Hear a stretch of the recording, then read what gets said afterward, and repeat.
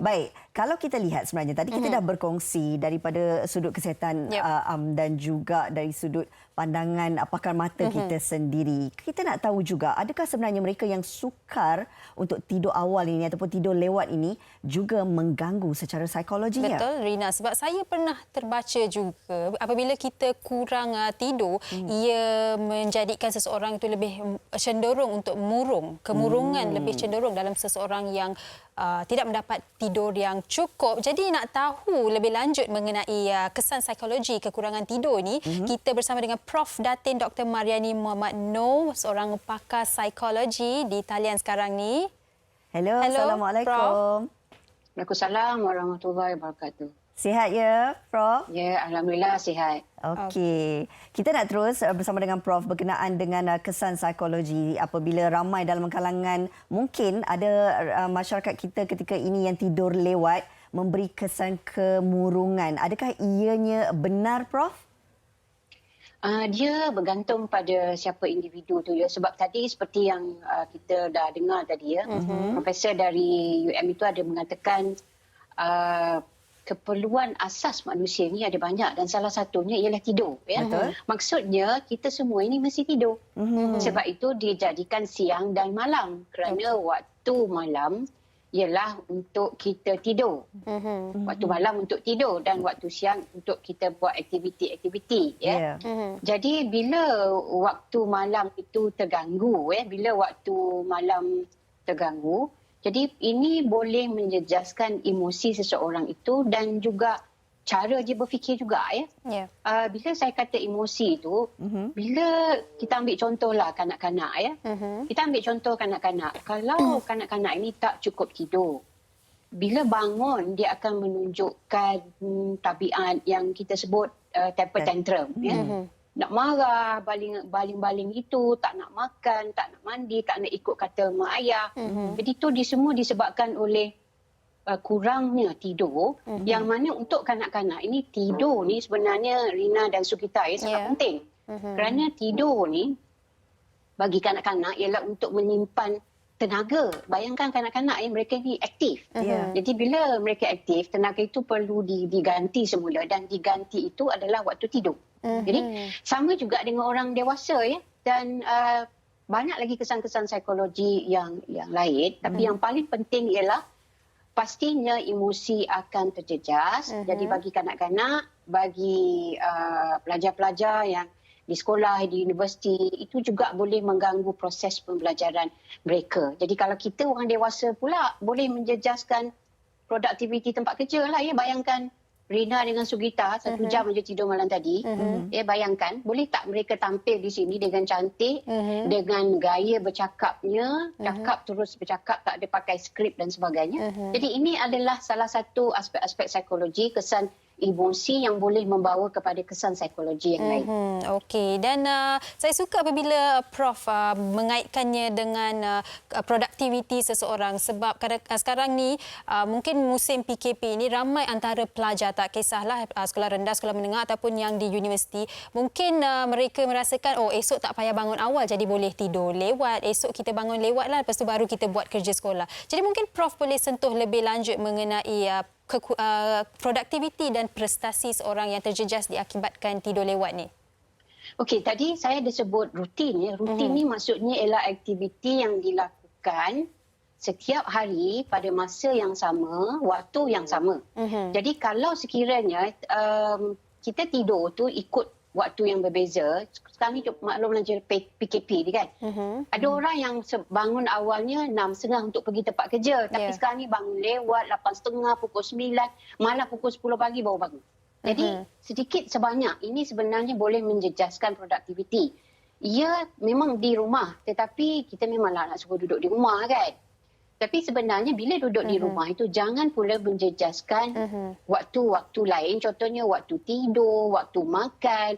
Orang makan tengah hari pukul 12, pukul 1. Dia makan tengah hari pukul 3, pukul 4. Itu dah menjejaskan. Kan? Jadi kalau bagi pelajar-pelajar, kanak-kanak di luar sana, pastinya ini boleh mengganggu cara berfikir. Saya ada seorang pelajar peringkat sarjana yang buat kajian ini. Dia telah melihat kajian ni telah dibuat yang agak lama juga tetapi saya rasa itu sesuai untuk disebut di sini. Corak tidur seseorang itu boleh mengganggu pemikiran. Apabila kurang tidurnya seseorang ini, dia boleh mengganggu ingatan jangka pendek. Baik, ingatan jangka pendek ini adalah bilangan item yang kita terima dari persekitaran untuk dimasukkan dalam store ingatan jangka pendek kita. Jadi bila kita kurang tidur, maksudnya terlampau banyak item-item itu telah masuk dalam ingatan jangka pendek dan ini boleh menyebabkan item-item itu tak boleh keluar. Mereka berebut-rebut nak keluar. Analoginya ialah bottleneck. Jadi bila ada bottleneck di situ, itu yang menyebabkan kadang-kadang orang tak ingat. Contohnya saya ambil contoh Sugita lah kata, pagi tadi minum apa Pagi tadi makan apa? Itu kalau term biasanya lupa, tetapi dalam psikologi, maklumat yang masuk dalam ingatan jangka pendek itu tak boleh keluar. Kerana terlampau banyak. Jadi bila ini berlaku pada mereka yang belajar, maknanya kanak-kanak sekolah, pelajar universiti, dia boleh menjejaskan proses belajar dia. Itu juga dengan ingatan jangka panjang, ini juga boleh mempengaruhi corak berfikir seseorang itu. Dan akhirnya bila ini berlaku, hasilnya ialah mereka akan jadi bimbang, cemas. Kenapa tak ingat ni? Kenapa tak ingat? Nanti nak exam tak ingat. Jadi bila dah cemas, maksudnya dah ada stres dekat situ. Stres yang terlampau, yang tak ada sokongan daripada persekitaran, kawan-kawan, keluarga. Ini boleh membawa kepada keburungan. Jadi bukan maksudnya kalau hari itu tak cukup tidur terus burung, tidak. Disebabkan oleh perkara-perkara yang berlaku akibat dari kurang tidur.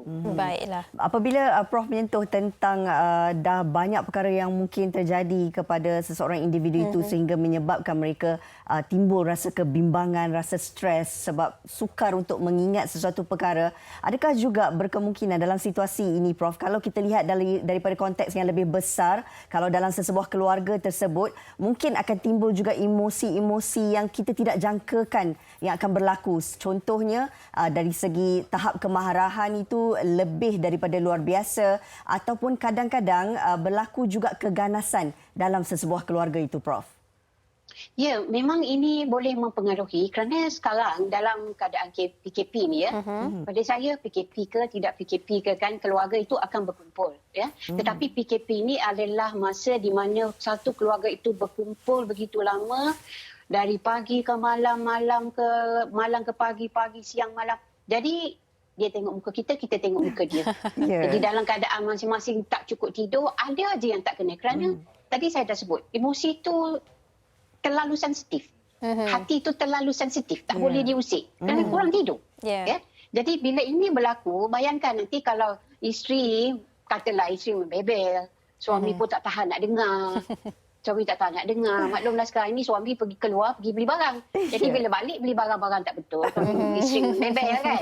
Bila membebel, salah tu. Dalam kurang tidur itu. Jadi anak pula menangis, nak itu, nak ini. Jadi memang boleh membawa kepada keganasan dalam rumah tangga jika tidak dikawal emosi, jika tidak dikawal sikap dan juga tingkah laku, ini yang akan berlaku. Jadi kalaulah kata tidur itu tidur secukup-cukupnya, ikut rutin yang sepatutnya, jadi manusia yang normal, saya rasa masalah ini tidak akan berlaku. Okey, jadi nampaknya sememangnya tidur lewat ataupun kekurangan tidur secara berpanjangan ni akan memberikan kesan dari pelbagai aspek. Tapi ini satu soalan saya nak tanya Prof juga. Adakah ia berfungsi, ada orang kalau tak cukup tidur, mereka ganti tidur. Katakanlah malam tidur 4 jam, lepas tu tengah hari tidur 4 jam lagi. Jadi cukup 8 jam. Adakah ia memberikan impak yang positif kalau kita buat sebegitu, Prof? Dia bergantung pada siapa individu tu Kalau individu tu contoh je lah kerja shift malam pastinya dia perlu ganti balik untuk tidur waktu siang. Jadi dalam keluarga itu mereka tahu bahawa kakak ni tak boleh kena kacau, abang ni tak boleh kacau, dia kena tidur. Tapi kalau sekiranya dia tidak ke mana-mana, malam kurang tidur, nak ganti waktu siang, pastinya perkara itu akan menjadi satu yang agak bercelaru dalam rumah itu. Dia Okey. bukan kecelaruan minda, kecelaruan sosial pun boleh berlaku. Okey. Baik, terima kasih Prof bersama kami berkongsi tentang kesan psikologi terhadap mereka yang suka tidur lewat. Jaga diri ya Prof, jaga kesihatan. Sama-sama ya, sama-sama jaga Terima diri. kasih Prof. Assalamualaikum. Waalaikumsalam warahmatullahi wabarakatuh. Itu dia tadi pandangan daripada Profesor Datin Dr. Mariani Matno, pakar psikologi kita. Banyak kesan psikologi yang kalau tidak kita lihat daripada sudut pandang yang serius, mungkin perkara ini akan menjejaskan kesihatan psikologi kita.